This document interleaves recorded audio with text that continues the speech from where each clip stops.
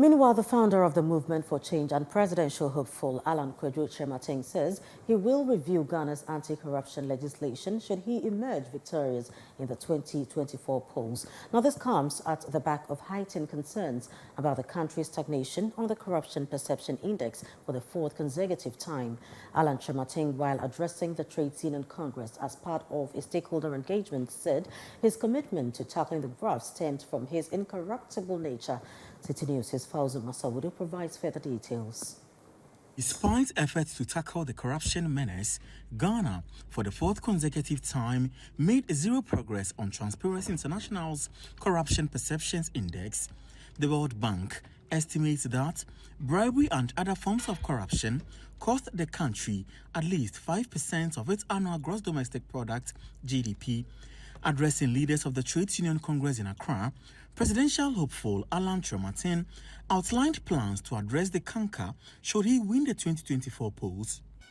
I'm not corrupt. I've never been corrupt. And I've never been corrupt. I'm not corrupt. And I'll never be corrupt. Yes. And then it says that isolate all corruption-related provisions in existing legislation and consolidate them in one enabling legislation with a clear definition of corruption. Right now, you have many laws that are designed to deal with corruption. It doesn't work that way. So this is to isolate all the provisions and consolidate them in. And you have to amend the Constitution to establish and appoint an anti-corruption cell. In his bid to bolster the local economy, Mr. Kyerematen says he will revamp government's One District, One Factory initiative. When I become president, I'll make sure that I put money, more money, government resources, because it's private sector driven. These are not state enterprises. Government is supporting the private sector to decentralize industrial development.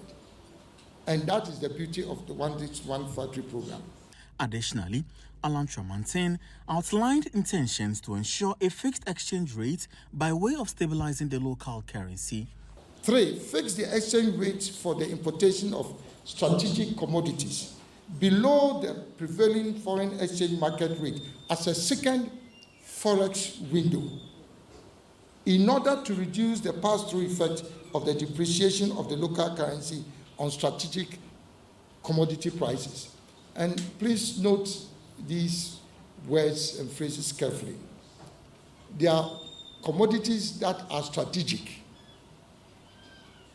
and we have no choice but to import them. Fuel, medicines, several other things. Now, if your currency is depreciating, and you allow the depreciating currency to provide the pass-through effect on the importation of these strategic commodities, it means that as soon as your currency depreciates, then the price of these strategic commodities will be going up. The subject of corruption has taken center stage in the 2024 electioneering, but is Kyerematen the one to address this deep-seated menace? Well, time will be the best judge. Reporting for Citi News, Kyerematen, Accra.